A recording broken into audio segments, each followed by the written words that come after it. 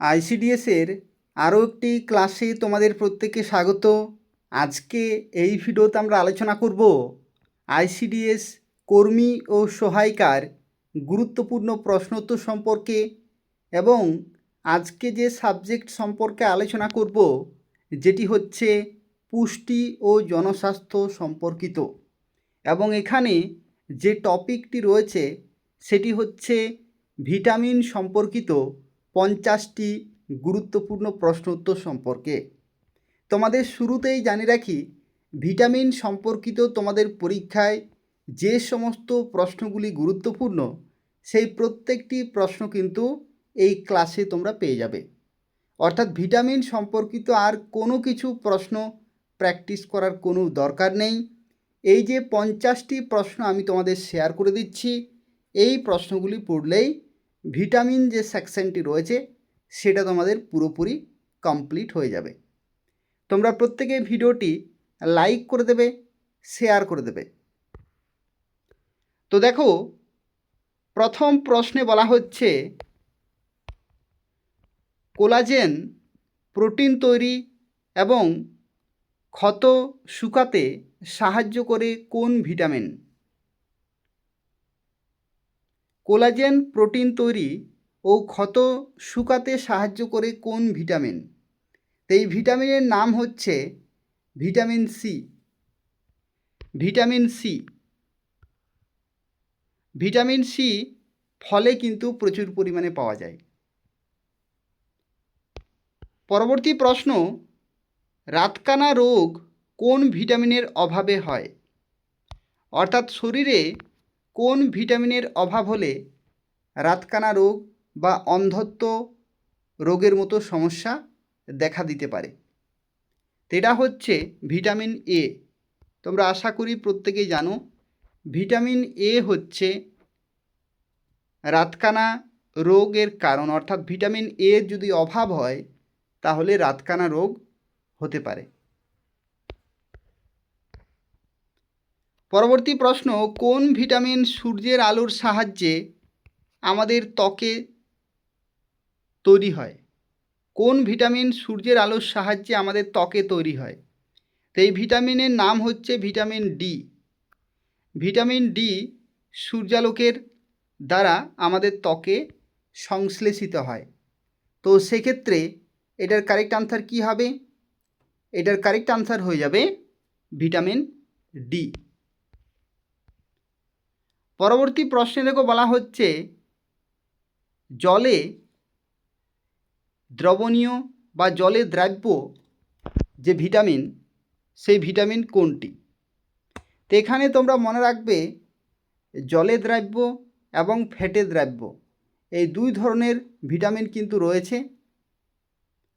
এই দুই ধরনের ভিটামিন কিন্তু রয়েছে।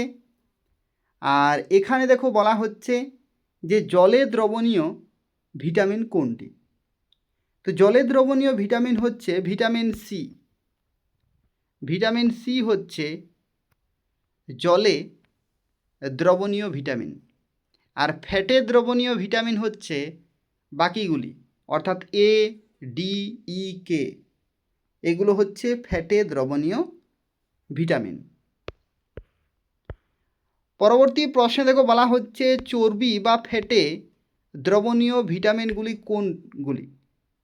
তো কিছুক্ষণ আগে আমি তোমাদের বললাম যে ফ্যাটে দ্রবণীয় ভিটামিনগুলি হচ্ছে A, D, E, K. Vitamin A, vitamin D, vitamin E এবং ভিটামিন কে, এই চারটি হচ্ছে ফ্যাটে বা চর্বিতে দ্রবণীয় ভিটামিন। পরবর্তী প্রশ্নে দেখো বলা হচ্ছে রিকেটস রোগ শিশুদের ক্ষেত্রে কোন ভিটামিনের অভাবে হয়? রিকেটস রোগ ভিটামিন ডি এর অভাবে হয়। ভিটামিন ডি এর অভাবে। দেখো, তোমরা অনেকেই আজকের ক্লাসের অনেক প্রশ্নের উত্তর কিন্তু তোমরা জানো। তার কারণ হচ্ছে আগের ক্লাসেও কিন্তু এই প্রশ্নগুলি আমি করিয়েছি। কিন্তু এই আজকের যে ক্লাসটি, এই ক্লাসটি করানোর উদ্দেশ্য হচ্ছে যাতে তোমরা একটি ক্লাসের মধ্যেই ভিটামিন সম্পর্কিত প্রশ্নের উত্তর পেয়ে যাও, সেই জন্য। অর্থাৎ ভিটামিন সম্পর্কিত যা যা প্রশ্ন তোমাদের পরীক্ষার জন্য গুরুত্বপূর্ণ সেই প্রশ্নগুলো কিন্তু এই ক্লাসে আলোচনা করা হচ্ছে। তো তাই আদার্স কোনো রকমের ভিটামিন সম্পর্কিত প্রশ্ন প্র্যাকটিস করার কোনো প্রয়োজন নেই। এখানে যে 50টি প্রশ্ন আমি তোমাদের দিয়ে দিচ্ছি এই প্রশ্নগুলোই তোমরা ভালোভাবে প্র্যাকটিস করবে। পরবর্তী প্রশ্নে দেখো বলা হচ্ছে স্কারভি রোগ কোন ভিটামিনের অভাবে দেখা যায়। তো স্কারভি রোগ হচ্ছে ভিটামিন সি এর অভাবে দেখা যায় স্কারভি রোগ। পরবর্তী প্রশ্ন, রক্ততঞ্চন বা রক্ত জমাট বাঁধতে সাহায্য করে কোন ভিটামিন। আমাদের কোনো জায়গায় যদি কেটে যায় তাহলে রক্ত সেখান থেকে বার হবে, কিন্তু কিছুক্ষণ পরেই সেই জায়গাটিতে কি হয়, রক্ত জমাট বেঁধে জেলির মতো হয়ে যায়। তো তাকেই বলা হয় রক্ততঞ্চন।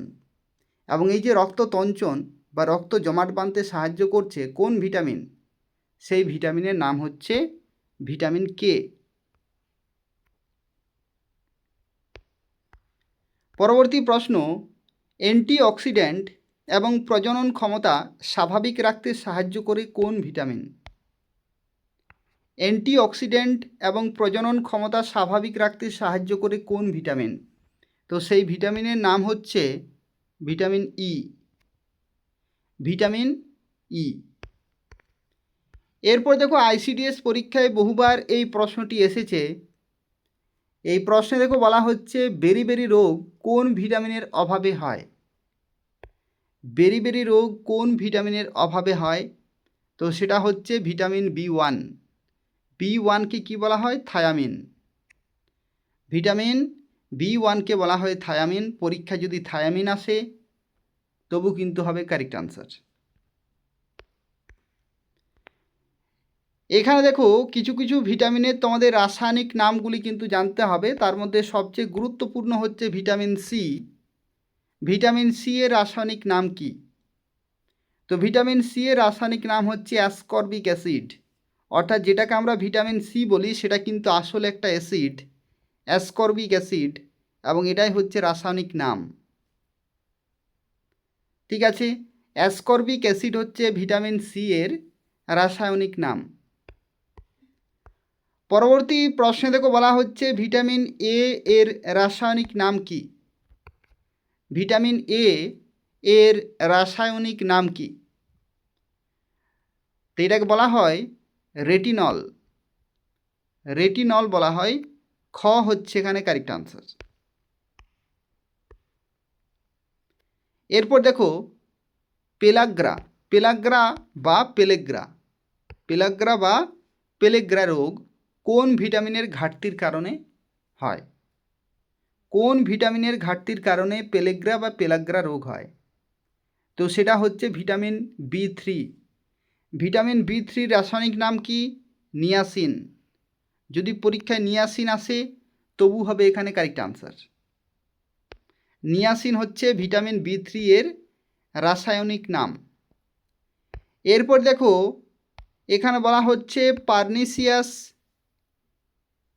অ্যানিমিয়া, অ্যানেমিয়া বা অ্যানিমিয়া, পার্নিসিয়াস অ্যানিমিয়া বা মারাত্মক রক্তাল্পতা কোন ভিটামিনের অভাবে হয়। অ্যানিমিয়া বা রক্তাল্পতা কোন ভিটামিনের অভাবে হয়। কোন ভিটামিন। তো এই প্রশ্নের সঠিক উত্তর হবে ভিটামিন বি12। ভিটামিন বি12 রাসায়নিক নাম কি, কোবালামিন। কোবালামিন। এরপর দেখো আমাদের শরীরে রক্ত জমাট বাঁধতে গুরুত্বপূর্ণ ভূমিকা পালন করে কোন খনিজ বা ভিটামিন উপাদান। আমাদের শরীরে রক্ত জমাট বাঁধতে সাহায্য করে কোন খনিজ বা ভিটামিন উপাদান। তো ভিটামিন কে হবে এখানে কারেক্ট আনসার। ভিটামিন কে হবে এখানে কারেক্ট আনসার। এরপর দেখো বলা হচ্ছে গর্ভবতী নারীদের ভ্রূণের স্নায়ুনালী ত্রুটি, যেটাকে বলা হয় নিউরাল টিউব ডিফেক্ট, প্রতিরোধে কোন ভিটামিন অপরিহার্য। কোন ভিটামিন। তো সেটা হচ্ছে ভিটামিন B9, ভিটামিন B9 হচ্ছে ফলিক অ্যাসিড, এই জন্য কিন্তু ফলিক অ্যাসিড বা ভিটামিন B9 কিন্তু দেয়া হয় গর্ভবতী নারীদের। কি কারণে দেয়া হয়? সেটা হচ্ছে নারীদের ভ্রূণের স্নায়ুনালীর ত্রুটি প্রতিরোধ করার জন্য। পরবর্তী প্রশ্ন, ক্যালসিয়াম ও ফসফরাস শোষণে কোন ভিটামিন সাহায্য করে? ক্যালসিয়াম ও ফসফরাস শোষণে কোন ভিটামিন সাহায্য করে? ক্যালসিয়াম অর্থাৎ হাড়ের, তো যদি হাড়ের কথা বলা হয় তাহলে কিন্তু ভিটামিন ডি হবে এখানে কারেক্ট আনসার, ভিটামিন ডি। এরপর দেখো ভিটামিন B6 এর রাসায়নিক নাম কি? ভিটামিন B6 এর রাসায়নিক নাম কি? কি হবে বলো তো B6 এর রাসায়নিক নাম? দেখো এটা সঠিক উত্তর হবে পাইরিডক্সিন, পাইরিডক্সিন হবে এখানে কারেক্ট আনসার। এরপর দেখো পরবর্তী প্রশ্ন, মানুষের শরীরে ভিটামিন ডি এর অভাবে বয়স্কদের ক্ষেত্রে কোন রোগ হয়? আমরা জানি যে শিশুদের ক্ষেত্রে রিকেটস হয়, কিন্তু বয়স্কদের ক্ষেত্রে কি হয়? বয়স্কদের ক্ষেত্রে হয় অস্টিওমেলেসিয়া। অবশ্যই মনে রাখবে, শিশুদের ক্ষেত্রে হয় রিকেট আর বয়স্কদের ক্ষেত্রে হয় অস্টিওমেলেসিয়া। পরবর্তী প্রশ্ন, ভিটামিন এইচ নামে পরিচিত ভিটামিন কোনটি? ভিটামিন এইচ নামে পরিচিত ভিটামিন কোনটি? এটা সঠিক উত্তর হবে বায়োটিন বা ভিটামিন B7। বায়োটিন বা ভিটামিন B7কে কিন্তু ভিটামিন এইচ নামেও বলা হয়। এরপর দেখো পরবর্তী প্রশ্নে বলা হচ্ছে ভিটামিন ডি এর রাসায়নিক রূপটি কোনটি? অর্থাৎ ভিটামিন ডি এর রাসায়নিক নাম কি? কি হবে কারেক্ট আনসার? দেখো ভিটামিন ডিকে বলা হয় ক্যালসিফেরল। কি বলা হয়? ক্যালসিফেরল। তাহলে অপশন খ হচ্ছে এখানে কারেক্ট আনসার। এরপর দেখো পরবর্তী প্রশ্নে বলা হচ্ছে চোখের কর্নিয়া শুকিয়ে যাওয়া রোগটি কোন ভিটামিনের ঘাটতির ফল? চোখের কর্নিয়া কিন্তু শুকিয়ে যায়। স্বাভাবিকভাবে আমাদের চোখে সবসময় কিন্তু কি হয়? চোখে কিন্তু শুকিয়ে যায় না, অর্থাৎ সেখানে কিন্তু জল থাকে চোখে। তাহলে চোখের যে কর্নিয়া সেটা শুকিয়ে যাওয়া, এটা একটা কিন্তু অস্বাভাবিক অবস্থা, যেটা কোন ভিটামিনের অভাবে হয়ে থাকে? তো এটার জন্য কিন্তু ভিটামিন এ দায়ী। তোমরা সর্বদা মনে রাখবে, চোখ, অন্ধত্ব, রাতকানা এই সম্পর্কিত যা কিছুই আসুক পরীক্ষাতে, ভিটামিন এ হচ্ছে সেখানে দায়ী। ঠিক আছে, ভিটামিন এ যদি অভাব হয় তাহলে ভিটামিন এ, আর যদি কোনো সমস্যা না থাকে অর্থাৎ রাতকানা এই ধরনের সমস্যা না থাকে তাহলে ভিটামিন এর ফলেই কিন্তু সেটা হয়ে থাকে। ভিটামিন এ যদি কম থাকে তাহলে সমস্যা হবে, যদি বেশি থাকে তাহলে কোনো সমস্যা হবে না। পরবর্তী প্রশ্ন, ভিটামিন ই এর রাসায়নিক নাম কি? ভিটামিন ই এর রাসায়নিক নাম কি? এটা সঠিক উত্তর হবে টোকোফেরল। কি হবে? টোকোফেরল হবে এখানে কারেক্ট আনসার।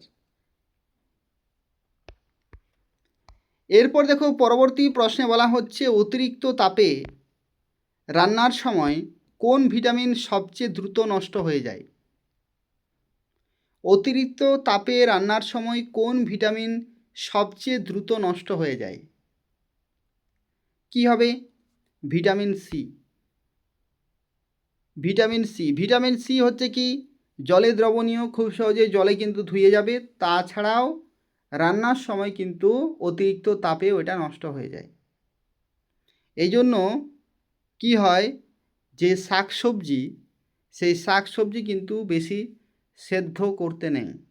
বেশি সেদ্ধ করলে কি হয়, এই শাকসবজির মধ্যে যে পুষ্টিগুণ সেটা কিন্তু শেষ হয়ে যায়। তাহলে অর্ধ সেদ্ধ বা হালকা সেদ্ধ করে খেলে সেটাতে যে পুষ্টি উপাদান থাকে সেটা পুরোপুরি পাওয়া যায়। পরবর্তী প্রশ্ন, ভিটামিন কে এর রাসায়নিক নাম কি? ভিটামিন কে এর রাসায়নিক নাম কি? তো এটার রাসায়নিক নাম হচ্ছে ফিলোকুইনন বা ফাইলোকুইনন। ফিলোকুইনন বা ফাইলোকুইনন, পরীক্ষাতে যেটা অপশান থাকবে কারেক্ট আনসার হয়ে যাবে। পরবর্তী প্রশ্ন, ঠোঁট ও জিহ্বায় ঘা, সিলোসিস, ঠিক আছে, ঠোঁট ও জিহ্বায় যে ঘা সেটা কোন ভিটামিনের ঘাটতির ফলে হয়ে থাকে? এটা কিন্তু ভিটামিনের সমস্যা। তো ঠোঁট এবং জিহ্বাতে যে ঘা হয় সেটা কিন্তু ভিটামিন বি2 বা রাইবোফ্লোভিন বা রাইবোফ্লাভিন অনেক সময় বলা হয়, বা ফ্লেভিন, ভিটামিন বি2 এর কারণে কিন্তু হয়ে থাকে, অভাবের ফলে। এরপর দেখো, মানব শরীরে যকৃতে বা লিভারে কোন ভিটামিন বেশি জমা থাকে? মানব শরীরে যকৃতে কোন ভিটামিন বেশি জমা থাকে? কোন ভিটামিন? ভিটামিন এ এবং ভিটামিন ডি এগুলো কিন্তু জমা থাকে। পরবর্তী প্রশ্ন, সূর্যের অতিবেগুনি রশ্মির উপস্থিতিতে ত্বকে প্রাক ভিটামিন ডি সংশ্লেষণে সাহায্য করে কোনটি? অর্থাৎ এই যে ভিটামিন ডি সংশ্লেষিত হয় এটার জন্য সাহায্য করে কোনটি? তো দেখো, এই প্রশ্নের সঠিক উত্তর হবে কোলেস্টেরল। কি হবে? কোলেস্টেরল।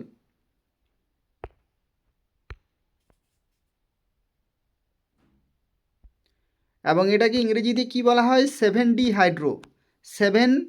Dehydro cholesterol.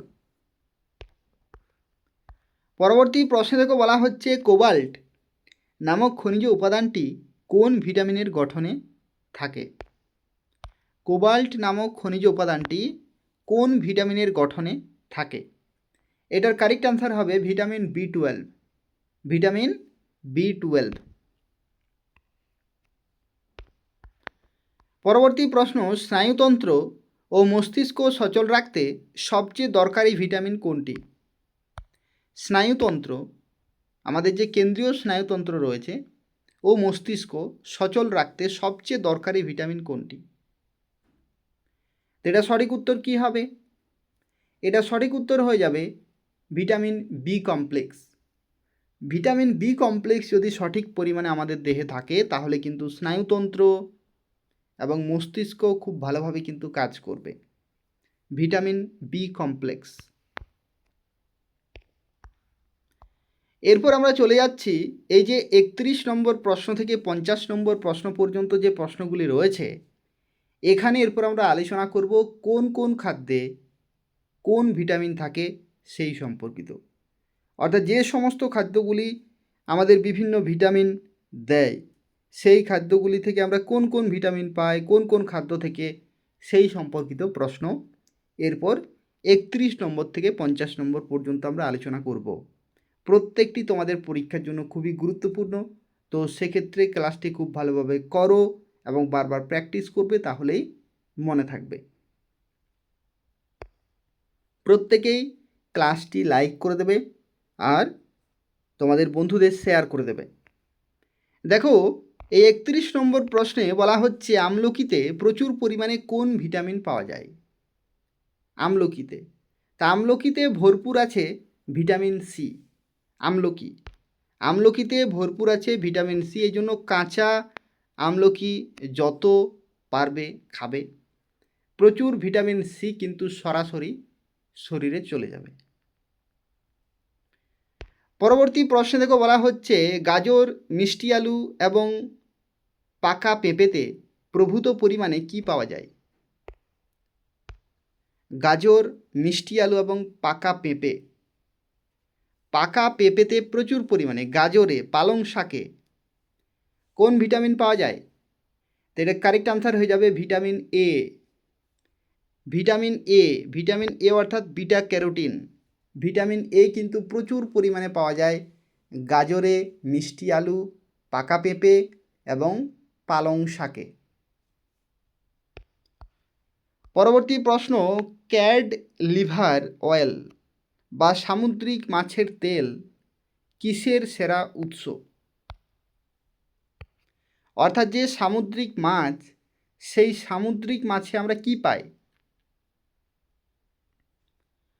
তো সামুদ্রিক মাছে যেটি আমরা প্রচুর পরিমাণে পাই সেটা হচ্ছে ভিটামিন এ এবং ভিটামিন ডি। ভিটামিন এ এবং ভিটামিন ডি প্রচুর পরিমাণে পাই সামুদ্রিক মাছে। ঠিক আছে, পরবর্তী প্রশ্ন, লেবু, কমলা লেবু এবং আমড়ায় প্রচুর পরিমাণে কোন ভিটামিন থাকে?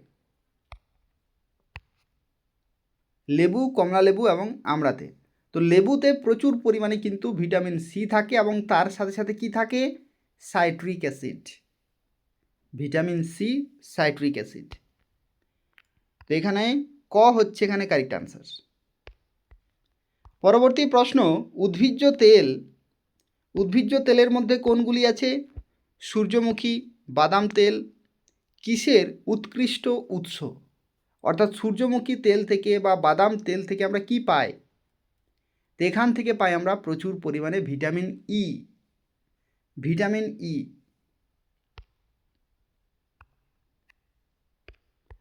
এরপর দেখো পরবর্তী প্রশ্ন, ডিমের কুসুম এবং দুধে কোন ভিটামিন বেশি থাকে?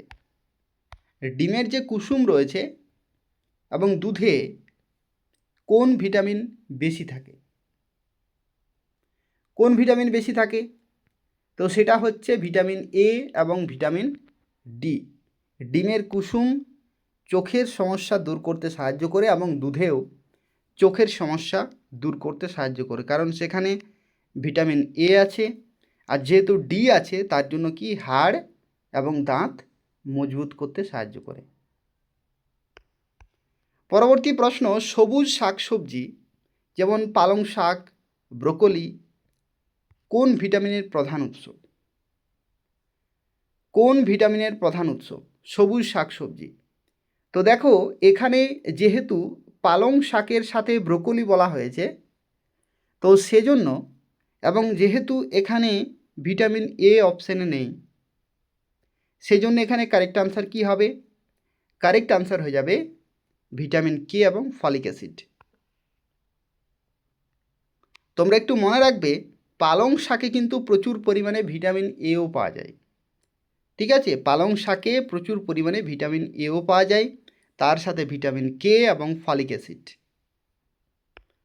পরবর্তী প্রশ্ন দেখো, ছোট মাছের মাথা, ছোট মাছ, পুঁটি মাছ, মোরলা মাছ, ছোট যে সমস্ত মাছ রয়েছে সেই ছোট মাছের মাথা এবং মল্লা বা ঢেলা মাছে প্রচুর পরিমাণে কোনটি পাওয়া যায়? কোনটি পাওয়া যায়? তো সেটা হচ্ছে ভিটামিন এ। ছোট মাছের মাথায় প্রচুর পরিমাণে কিন্তু ভিটামিন এ পাওয়া যায়। এরপর দেখো, চালের কুঁড়া বা লাল চালে আনপলিশড রাইস, পলিশ করা থাকবে না, ঠিক আছে, পালিশ করা চাল নয়, আনপলিশড রাইস প্রধানত কোন ভিটামিন থাকে? কোন ভিটামিন থাকে? তো এটা সঠিক উত্তর হবে ভিটামিন বি1। কি থাকে? ভিটামিন বি1 বা থায়ামিন, বা এটাকে অনেক সময় থিয়ামিনও বলা হয়। এরপর দেখো বলা হচ্ছে শুধু প্রাণীজ খাদ্য। প্রাণীজ খাদ্য মানে কি? প্রাণীজ খাদ্য মানে হচ্ছে মাংস, কলিজা, ডিম, মাছ থেকে পাওয়া যায় কোনটি যা উদ্ভিদে থাকে না? অর্থাৎ প্রাণীজ খাদ্য থেকে এমন কি জিনিস পাওয়া যায় যা উদ্ভিদে থাকে না? এটা সঠিক উত্তর হবে ভিটামিন বি12। ভিটামিন বি12 হবে এখানে কারেক্ট আনসার। এরপর দেখো, বাঁধাকপি, ফুলকপি এবং সবুজ শাকসবজিতে কোন ভিটামিন পাওয়া যায় যা রক্ত জমাট বাঁধতে সাহায্য করে? যা রক্ত জমাট বাঁধতে বা রক্ত তঞ্চনে সাহায্য করে। এটা কারেক্ট আনসার কী হবে? Vitamin K. ভিটামিন কে যেহেতু রক্ত তঞ্চনে সাহায্য করে, তো তাই এখানে কারেক্ট আনসার হয়ে যাবে ভিটামিন কে। এরপর দেখো পেয়ারা এবং কাঁচা মরিচে কোন ভিটামিন প্রচুর পরিমাণে থাকে? পেয়ারাতে এবং কাঁচা মরিচে কোন ভিটামিন প্রচুর পরিমাণে থাকে? তো এই প্রশ্নের সঠিক উত্তর হবে ভিটামিন সি। পেয়ারাতে ভিটামিন সি প্রচুর পরিমাণে থাকে এবং কাঁচা মরিচে প্রচুর পরিমাণে ভিটামিন সি থাকে। পরবর্তী প্রশ্ন, চীনাবাদাম, কাঠবাদাম, অ্যাভোকাডোতে কোনটি সমৃদ্ধ থাকে? বাদাম জাতীয় খাবারে কোনটি সমৃদ্ধ থাকে? এই প্রশ্নের সঠিক উত্তর হবে ভিটামিন ই। কোনটি? ভিটামিন ই সমৃদ্ধ পরিমাণে থাকে। এরপর দেখো বলা হচ্ছে সূর্যমুখীর বীজ মূলত কোন ভিটামিনের উৎস? সূর্যমুখীর যে বীজ সেটা কোন ভিটামিনের উৎস? তো সেটার কারেক্ট আনসার হবে ভিটামিন ই। ভিটামিন ই এর উৎস। এরপর দেখো ইস্ট ও মাশরুমে প্রচুর পরিমাণে পাওয়া যায় কোন গ্রুপ? মাশরুমে এবং ইস্টে প্রচুর পরিমাণে কি পাওয়া যায়? এই জন্য খুব দামি, এগুলো কিন্তু চাহিদা অনেক বেশি। তাই কারেক্ট আনসার হবে ভিটামিন বি কমপ্লেক্স। কি হবে? ভিটামিন বি কমপ্লেক্স হবে এখানে কারেক্ট আনসার। এরপর দেখো টমেটোতে কিসের উপস্থিতি প্রচুর পরিমাণে লক্ষ্য করা যায়? টমেটোতে কোনটি থাকে? কোন ভিটামিন থাকে প্রচুর পরিমাণে? টমেটো। আশা করি এটা সবাই পারবে। টমেটোতে ভিটামিন সি কিন্তু প্রচুর পরিমাণে থাকে, ভিটামিন সি। এবং তার সাথে কি থাকে? অ্যান্টিঅক্সিডেন্ট, যেটাকে বলা হয় লাইকোপিন। লাইকোপিন অ্যান্টিঅক্সিডেন্ট থাকে এবং ভিটামিন সি থাকে। এরপর দেখো গম ও বিভিন্ন দানাদার শস্যের অঙ্কের তেল কিসের ভালো উৎস? যেটাকে বলা হয় জার্মিনেটেড গ্রেন।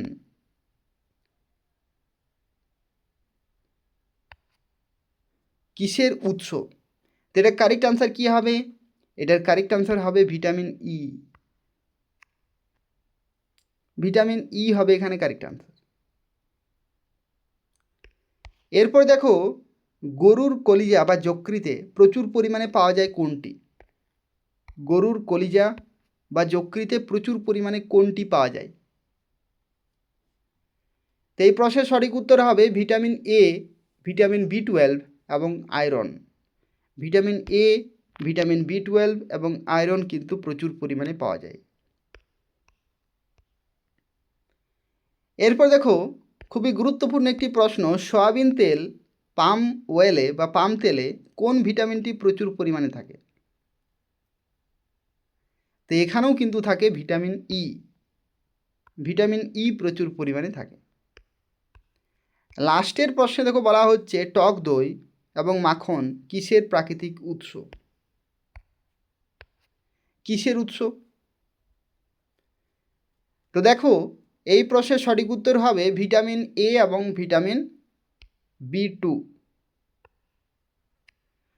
ক হচ্ছে এখানে কারেক্ট আনসার।